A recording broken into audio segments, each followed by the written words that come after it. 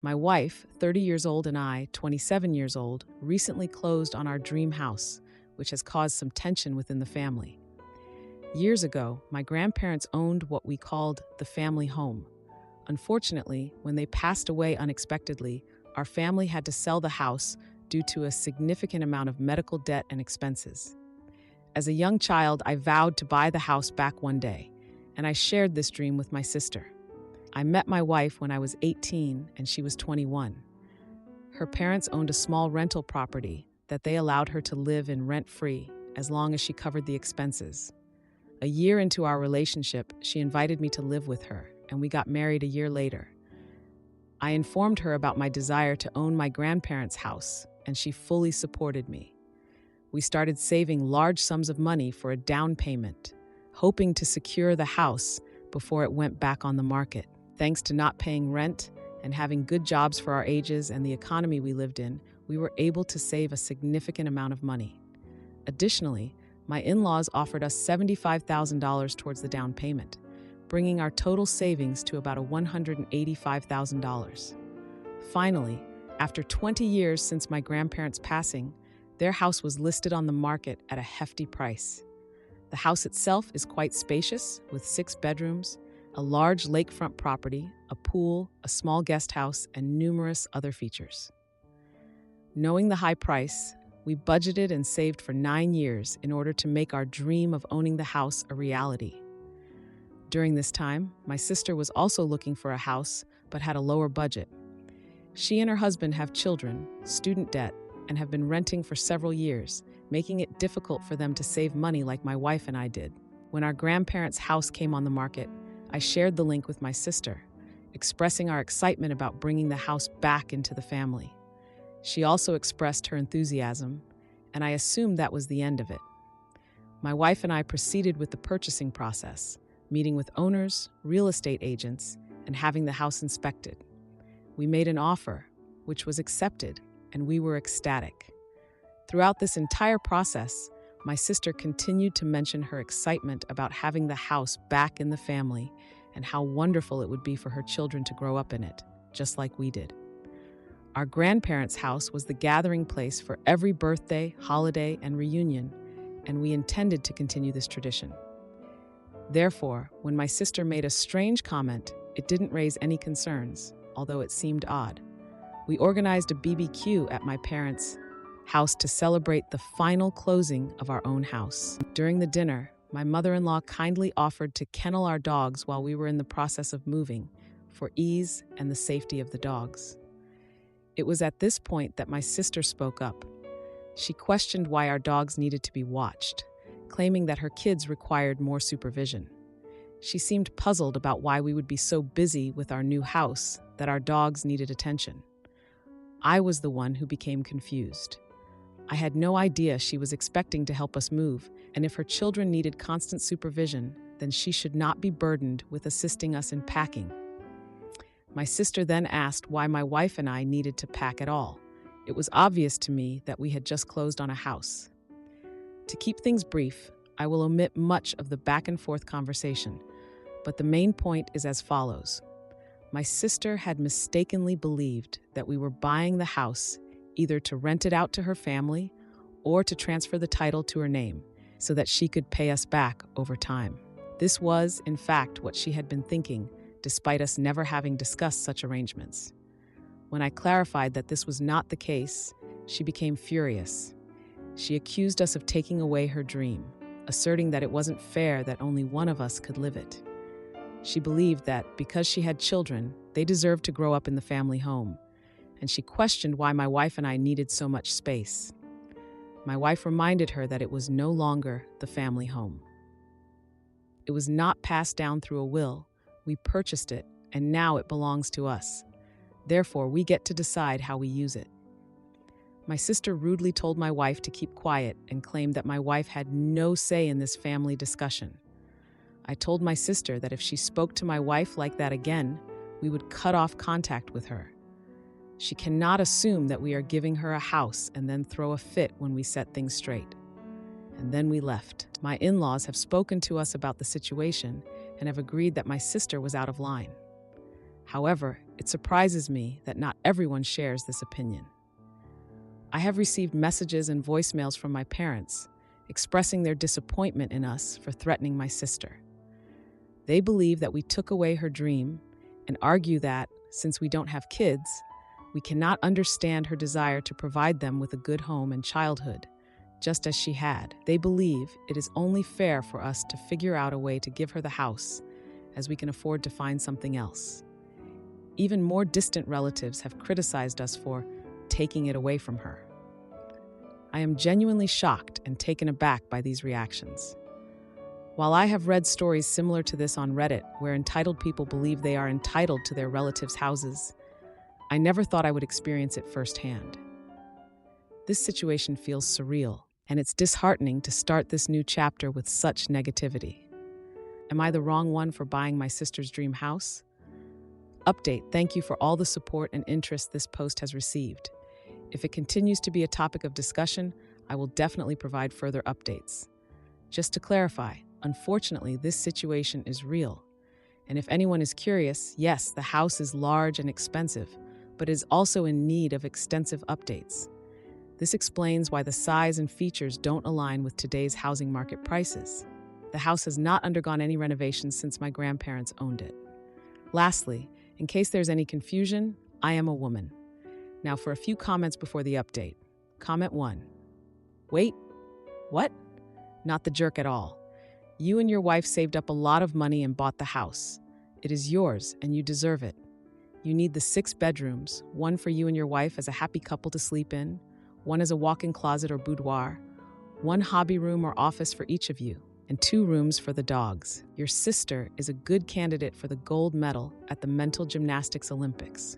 Comment 2. Not the jerk. Tell your parents and any other relatives that if they think your sister deserves the house, they can pool their money and purchase it from you. Set the price as double what you paid. Then I would start ignoring and/or blocking them. There is no way your sister could afford this house, and we all know that she would never pay you. They can all shove off. Now, for the update. I'm back with an update on my situation with my sister, her family, and the house. A month has passed since the BQ argument. It's been a pretty rough time for me and my wife. We moved into the house. Unpacking has been awful. We're both exhausted from work and trying to get this place livable. Our dogs are mostly settled in and adjusting to their new space, which is good. We found an old photo album from my grandparents in the attic, which was really nice to look through. It made us feel a bit more at home, but then my sister texted and asked to meet for coffee. I was hesitant to agree to meet, but I did. I wanted to resolve this dispute. I didn't want it to keep affecting my family. We met at a small cafe near the lake. It was a beautiful fall day. I really wanted to enjoy it. My sister arrived looking tense. She immediately brought up the house, and before I could even say anything, she suggested we co-own the house and split the responsibilities. I had to explain to her that we couldn't afford to share ownership, and I told her that we bought the house with our own money. She kept insisting that the family home should be a family space. That's when she started raising her voice. The other patrons turned to look and listen. It was so embarrassing. I couldn't believe how poorly she was acting. She accused me of being selfish and greedy. I told her that we worked hard for this, and we saved for years to get it, and she stormed out of the cafe. I was left sitting there confused. A few days later, my parents called to discuss the situation. They suggested that we reconsider and help my sister find a house. I refused. I told them that we had already made our decision. Family tensions grew after that. I felt so isolated from my parents. I know they think we should have given my sister the house. At a family dinner for my brother's birthday, my sister confronted me again. My brother tried to mediate, but she just kept escalating. She told us that she had been looking at other houses and felt pressured. My brother's wife suggested everyone take a break and cool down. I left the table feeling overwhelmed and humiliated. A few days later, my sister posted on social media about her struggles with finding a house. It got a lot of sympathy from relatives, which just fueled the tension. My parents called again and urged me to reach out to her. At a holiday gathering, The atmosphere was so tense and awkward, and my sister openly criticized our decision in front of everyone. It was really uncomfortable. My wife decided to leave early to avoid more conflict. My sister posted another emotional message about family betrayal. It was just so much. I found out my sister had contacted a real estate agent. She claimed she would find a way to get her dream home. A week later, I got a call from an unknown number.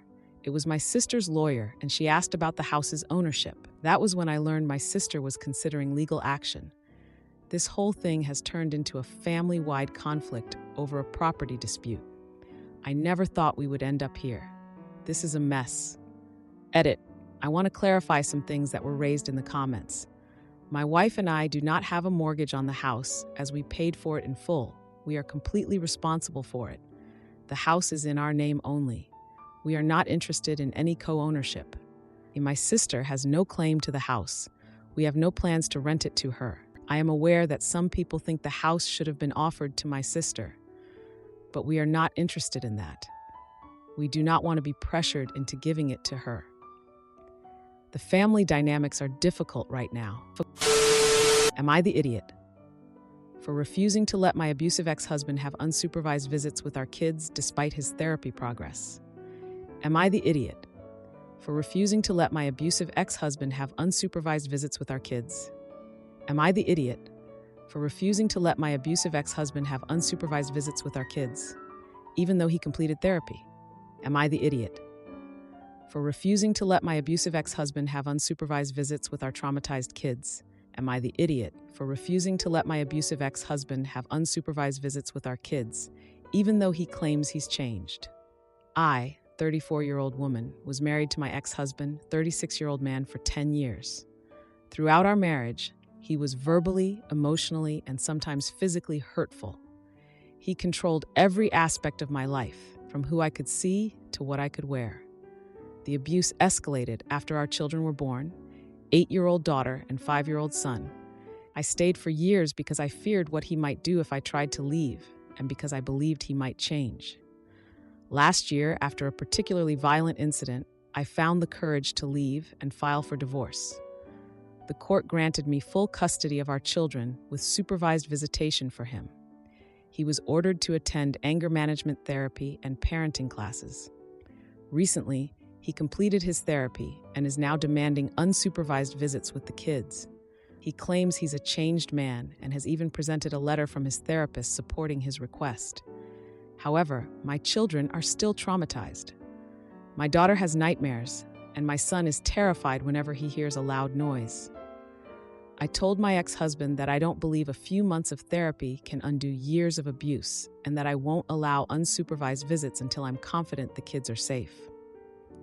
He accused me of being vindictive and trying to keep him from his children. His family has started a campaign against me, saying I'm punishing him for his past and preventing him from being a father. My family and friends are divided. Some think I'm doing the right thing by protecting my children, while others think I should give him a chance if he's genuinely trying to change. Am I the jerk for refusing? To add, he wants me to petition the court and write a letter on his behalf. He gave me a bullet list of talking points to use. There have been a few cases where the kids have said they wish they could spend more time with their daddy. He complains he's time limited because of the supervision and can't do everything he wants with the kids because of the limitations. Almost forgot. I was up late when I posted this and woke up and was overwhelmed with your messages of support. I had no idea this would blow up. I have so many notifications to go through. I love you all so much. Now for an update. My ex sent me a message about this post. He's a lurker here and knew this was about him and knew it was me. He's now threatening to sue me for defamation, and he will see me in court and is going to take my kids away. Thank you all so much for your support. There have been some updates since my last edit. He's absolutely crazy and has been messaging my family. I'm extremely overwhelmed right now and will be stepping away for a bit so I can focus on my children and deal with the fallout from this. Some of you have messaged me asking if you could donate money to me. I'm extremely grateful for that, but I'm not sure if I should or how I could accept such gifts. It seems like I might need some good lawyers if he's not bluffing on his threats. This is not how I expected my week to start. I'm going to do everything I can to protect my kids. I apologize. I can't reply to everyone, but I have been reading them. I'll make an update post next weekend if that's okay. I need to think over things and process. Thank you, everyone, for the support and love. Now, for a few comments before the update. Comment 1. Not the idiot. He says he's changed, but even now he's pressuring you to give him what he wants instead of going through the courts like he's supposed to. He knows a judge is extremely unlikely to give him unsupervised access to the kids he traumatized, so he's trying to bully you instead. Just tell him that you are going to follow the existing custody order to the letter, and he is free to ask the courts for a modification. Comment 2. Ask all of the people who are saying you're just being vindictive where they were for the years that he was terrorizing you and your children. Ask them how much they want to contribute for the lifetime of therapy your kids will need from their precious aggressor. Really twist the knife into anyone who suggests this gaslighting animal gets unsupervised time alone with children who are terrified of him. Now, for the update. A few days after my last update, I got a letter from my ex-husband's lawyer. It was all formal and legal jargon, and I felt my anxiety spike reading it. The letter demanded a response about his request for unsupervised visits with the kids. I knew these letters could get serious, but wow. I decided to talk to a family friend who's a lawyer. I needed to understand what my options were regarding this letter and what the heck was going on. I didn't want to miss anything important. The kids went back to school after the summer break, and I took them for their first day. I noticed my daughter clinging to me during drop-off. She was usually okay with saying goodbye, but not this time. After school, she told me that she heard some kids talking about their dads and felt really sad about the situation with her dad. It just broke my heart. I knew this would come up eventually, but I wasn't ready for it. I organized a family dinner with my parents and my brother to talk about everything. I needed their support. During dinner, my brother brought up our dad's upcoming birthday party. He suggested inviting my ex-husband to keep the peace. I flat out refused. Having him around would be bad for the kids. My brother argued that it was only one day and could be a chance for reconciliation. This led to a heated discussion. My mom had to step in and remind us that the kids come first, but the mood was already sour. After dinner, my brother texted me, accusing me of being overly protective and not considering the kids' feelings. Seriously? The next day, my ex-husband called me, insisting that I was the one keeping the kids away from him. He mentioned that he planned to take me to court if I didn't cooperate, which just added to my stress. My son came home from school with a drawing he made of our family, including his dad. It just added to my distress. I reached out to my therapist for a session. I needed help managing the stress and clarifying my boundaries. I wanted to make sure I was doing everything right for my kids. The school had a Meet the Parents night, and I reluctantly attended to support my children. At the event, I overheard other parents discussing their custody battles, which made me feel even more isolated. One mother approached me, expressing sympathy and sharing her own experience with a volatile ex-partner. Her words were kind, but I felt like I was in a different league of chaos. The following week, I got a text from my ex, threatening to expose personal details from our marriage if I didn't comply with his requests. I felt cornered and knew I had to take this threat seriously. I prepared a document outlining my concerns about the kids' safety around him. After discussing it with my lawyer friend, I decided to file a response with the court regarding his request for unsupervised visits. The kids overheard the argument between my brother and me about their father. My daughter asked if they would ever have a normal family. I didn't know what to say. The anticipation of the court date loomed, and I found myself preparing for the worst-case scenario. I spent time organizing the kids' schedules to ensure they had a routine to help with any anxiety leading up to the court date. One evening, my ex showed up unannounced at my house, demanding to see the kids. Seriously? This escalated into a confrontation. I held my ground and called my brother for support. He arrived just in time to defuse the situation. After that incident, my brother suggested we need to come up with a more concrete plan regarding the kids' relationship with their father. That was definitely needed. The following weekend, I attended a family birthday party for my dad. My ex was also invited against my wishes. Tension filled the air when the kids excitedly ran to their dad, and I struggled to keep my composure. As the party went on, my ex made a scene, claiming he was being denied a relationship with his children. My mom tried to mediate, but it turned chaotic, leaving everyone uncomfortable. The kids were visibly upset by the drama, and I made the decision to leave the party early to protect them. Like, why can't my family see how important it is to protect the kids from all this drama? Mini update. I filed a response with the court regarding my ex's request for unsupervised visits. A hearing was scheduled soon after. My ex continued to invade my space, showing up unannounced and causing drama in front of my family. We decided to limit his access to the kids for now. Am the idiot for telling my family to stop pushing me towards my childhood friend and respect my relationship. Am the idiot for telling my family to back off about Jake and cutting them off when they didn't listen. Am the idiot for telling my family to back off about Jake and me, or I'll cut them off. Am the idiot for telling my family to back off, or get cut off. Am the idiot for threatening to cut off my family after they tried to force me and my childhood friend together. I grew up with my family and another family whose parents were best friends with mine since high school. My parents had me, 28 female, and my two older brothers, 31 male and M35, while their friends had 4 boys, 27 male, 29 male, 30 male, and M37.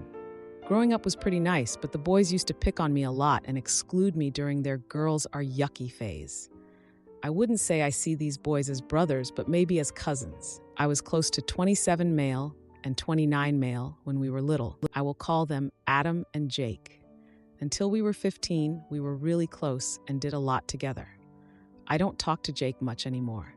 No hard feelings, but he grew up to be a classic tech bro and can be pretty condescending.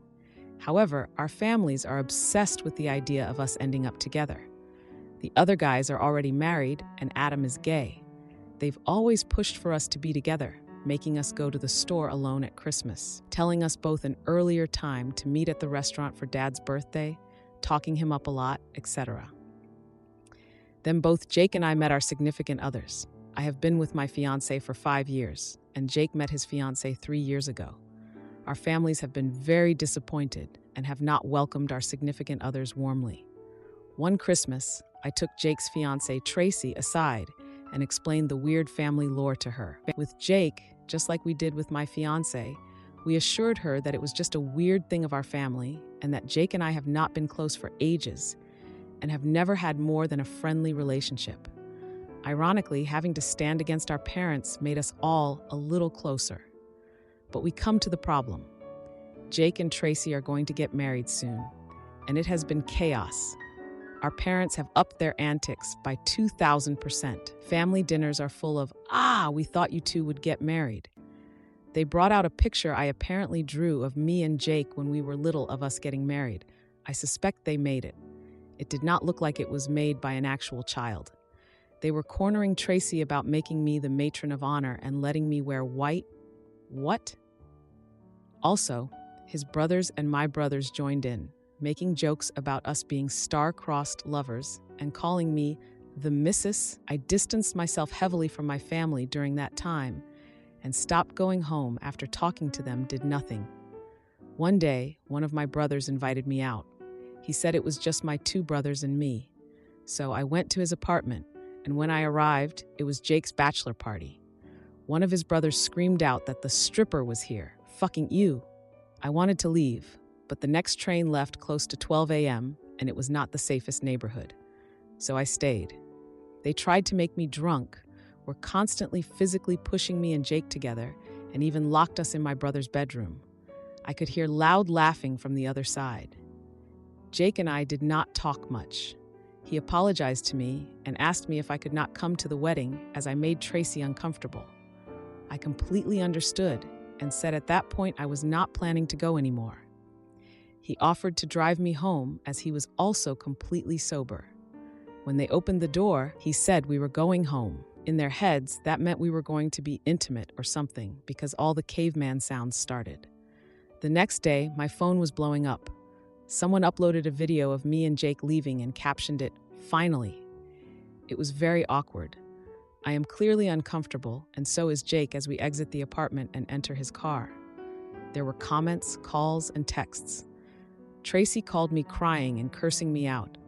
Jake called me apologizing and telling me he tried to explain. My mother and his mother sent me a bunch of texts saying how proud they are and that it was about time. My fiancé is understanding, but he wants me to make clearer boundaries with my family. I drove past their house, and they were all there. They didn't even let me talk and were just love-bombing me. I started screaming and told them Jake and I have never and will never be together, and I will not be leaving my loving fiancé, that I would not be going to Jake's wedding, and if they kept up with this, I would cut every single one of them off because I am tired and just want to live my life and not their inbreeding fairy tale. By the end of my meltdown, my mother and his mother were crying, and my father just told me to get out.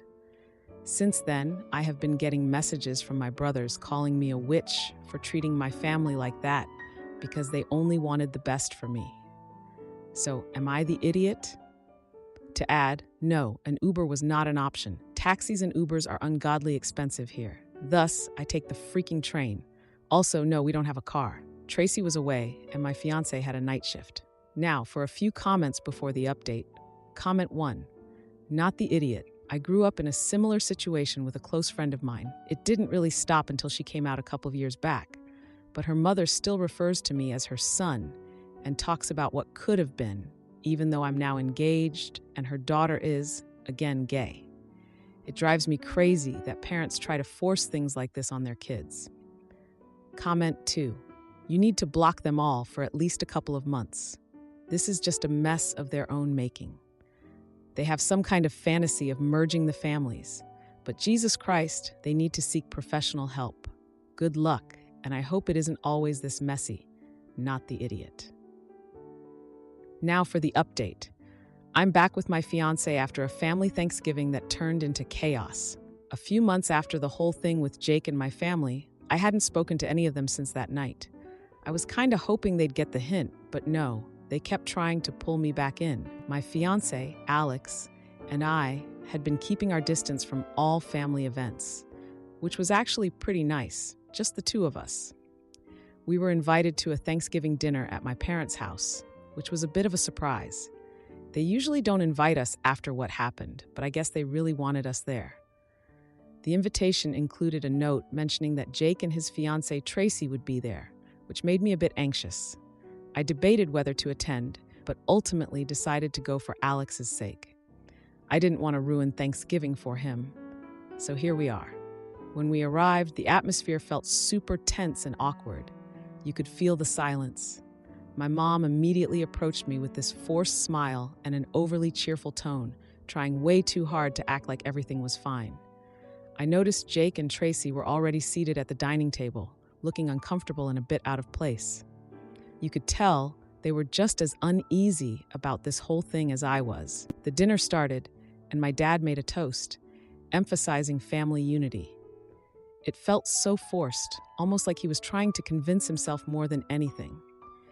During dinner, my mom kept making these comments about how nice it would be if Jake and I were together, like she was trying to play matchmaker or something. My mom kept pushing this narrative, and I could feel the tension rising with every word. Alex finally spoke up, suggesting we change the topic to the upcoming holidays, which was a much-needed distraction. Jake tried to lighten the mood with an awkward laugh, but it just fell flat. I could see Tracy was visibly upset by all this. She kept glancing at Jake, who seemed distracted.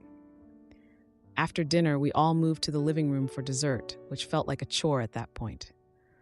I found myself cornered by my brothers, who started teasing me about being single.